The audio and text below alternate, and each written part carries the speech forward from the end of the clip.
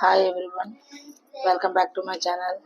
So in today's class లో last class కంటిన్యూగా exercise 11.1 లో ఉండే సిక్స్త్ ప్రాబ్లమ్ని డిస్కస్ చేసుకున్నాం. ఓకే, ఫస్ట్ సిక్స్త్ ప్రాబ్లం అనేది ఏంటి అంటే మనకి so in triangle ABC and triangle XYZ. So in two triangles అండి. ఆ టూ ట్రయాంగిల్స్లో కానీ if angle A and angle B అనేవి ఎక్యూట్ యాంగిల్స్ అయినట్లయితే acute angle such that cos A is equal to cos AX. So cos A cos X అంటే ఇక్కడ చూడండి two triangles already draw చేశాను. సో ఈ టూ యాంగిల్స్ అనేవి ఈ two అంటే cos A cos X equal అంటే దెన్ అయితే cos A cos X equal అయినట్లయితే మనం ఏం ప్రూవ్ చేయాలంటే యాంగిల్ ఏ యాంగిల్ X అనేది ఈక్వల్ గా ఉంటుందని ప్రూవ్ చేయాలన్నమాట. ఓకే, అది ఎలా ప్రూవ్ చేద్దాం చూద్దాం ఒకసారి. First of all so given right చేసుకుందాం. Angle A is equal to angle X are acute angles. So ఈ రెండు కూడా acute angles అనమాట. యాంగిల్ X యాంగిల్ ఏ అనేవి acute angles అనమాట. అండ్ ఇంకో కండిషన్ ఏంటి మనకి cos A is equal to cos X. So first మనం cos A ఫైండ్ అవుట్ చేద్దాం. cos A is equal to ఇక్కడ మనకి యాంగిల్ ఉంది. సో ఇక్కడ వచ్చేసి ఏంటి మనకి 90 degrees అంటే ఇది హైపోటెన్యూస్, ఇది ఆపోజిట్, ఇది అడ్జసెంట్ అవుతుంది కదా. అంటే అడ్జసెంట్ ఏంటి మనకి ఇక్కడ AB by adjacent by hypotenuse అంటే AC.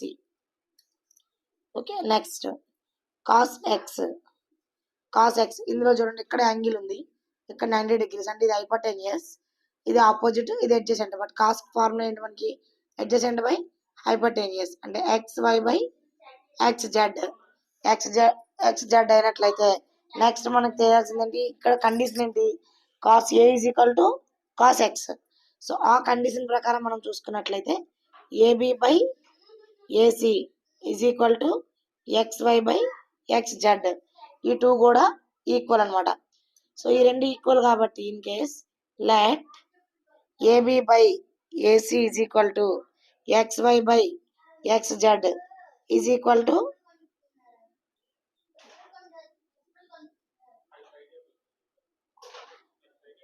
కే అనుకుందాం. ఫర్ ఎగ్జాంపుల్ లెట్ కే అనుకున్నట్లయితే సో కే అనుకుంటే దీన్ని ఒక ఈక్వేషన్ మనం అనుకుందాం. ఫర్ ఎగ్జాంపుల్ ఇప్పుడు మనకి ఇక్కడ ఈ రైట్ యాంగిల్ ట్రయాంగిల్ లో మనకు తెలిసింది ఏంటి Pythagoras theorem by using Pythagoras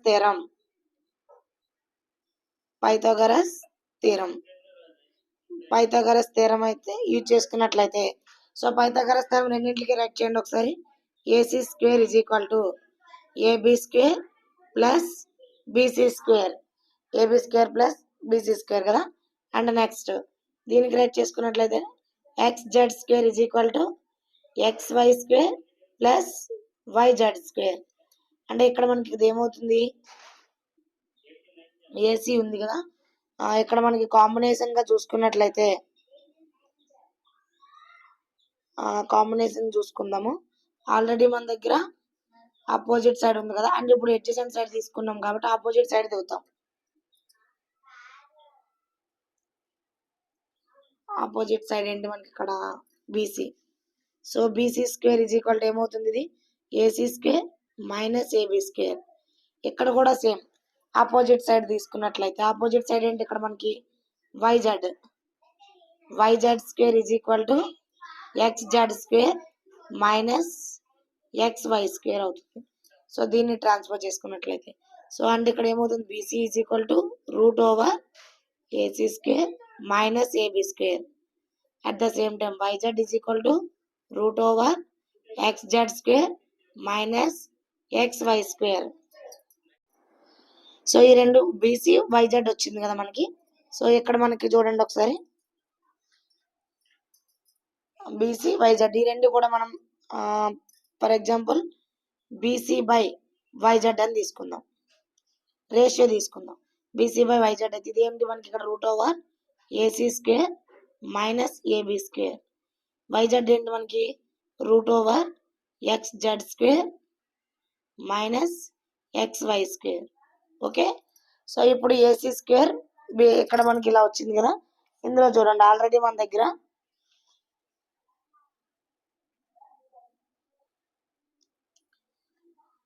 from equation 1 లో చూడండి ఒకసారి మనకి ఇక్కడ ఏబి స్క్వేర్ కి at the same time XY కి కూడా ఉంది కదా. దీన్ని మనం ఇలా కూడా సపరేట్ చేసుకోవచ్చు కదా. చూడండి ఒకసారి సైడ్ మీకు మెన్షన్ చేస్తున్నా. AB by AC is equal to K కదా. అంటే రెండింటికి ఈక్వల్ అంటే దీనికి కూడా ఇది ఈక్వలే కదా. అంటే ఇది రెండింటి కలిపి కేకి ఈక్వల్ అనుకోండి. ఇది కేకి ఈక్వల్, ఇది కూడా కేకి ఈక్వల్. సపరేట్గా చేసుకుంటున్నాను నేను ఇప్పుడు.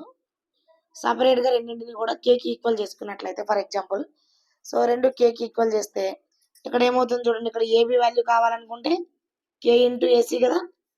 At the same time XY is equal to K into XZ. So ఇవి ఇక్కడ ఏబి ప్లేస్లో మెన్షన్ చేస్తున్నాం. సో ఏబి స్క్వేర్ అంటే ఏంటి? K into AC square, K square by AC square. Same at the same time ఇది కూడా XZ square minus XY అంటే K square into XZ square. Okay, ఈ రెండింటిలో కూడా మనకి ఏంటి? ఏసీ స్క్వేర్ కామన్ గా ఉంది కదా. ఏసీ స్క్వేర్ కామన్ తెద్దాం. ఇక్కడ ఏముంటుంది? 1. ఇక్కడ కే స్క్వేర్ బై ఇదంతా రూట్ ఓవర్ లో ఉంటుంది. అట్ ద సేమ్ టైం ఇక్కడ కూడా రూట్ ఓవర్ లో ఏం కామన్ ఉంది? ఇక్కడ XZ square. XZ square common తీసినట్లయితే ఏమొస్తుంది? 1 మైనస్ కే స్క్వేర్.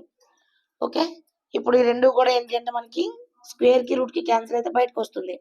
అంటే AC into root over 1 minus K square by ఇక్కడ కూడా XZ అనేది బయటకు వస్తుంది కాబట్టి రూట్ లో ఏముంటుంది?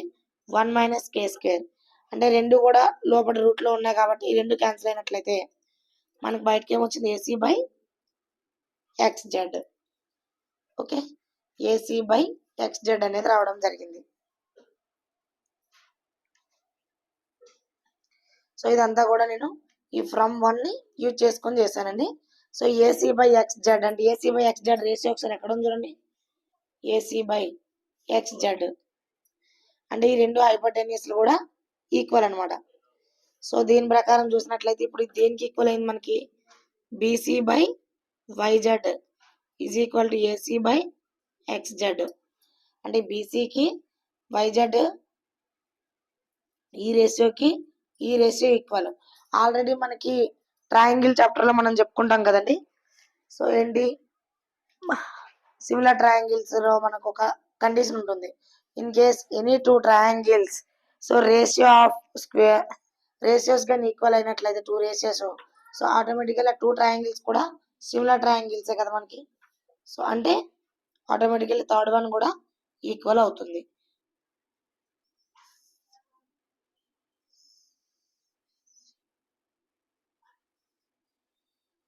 అంటే ఏబి బై XY. ఓకే, ఈ పరంగా చూసినట్లయితే మనకి యాంగిల్స్ కూడా అంటే ఎప్పుడైతే సైడ్స్ రేషియో అనేది ఆటోమేటిక్గా ఈక్వల్ అయిందంటే యాంగిల్స్ కూడా మనకి ఆటోమేటిక్గా ఈక్వల్ అవుతాయి. ఎందుకంటే because two triangles are similar triangles కాబట్టి. So angle A is equal to angle X. Therefore, so finally hence proved. Okay, I hope అందరికి అర్థమైంది అనుకుంటున్నానండి. Thank you. నెక్స్ట్ క్లాస్లో మనం 7-8 ప్రాబ్లమ్స్ అనేది డిస్కస్ చేసుకుందాం. Thank you.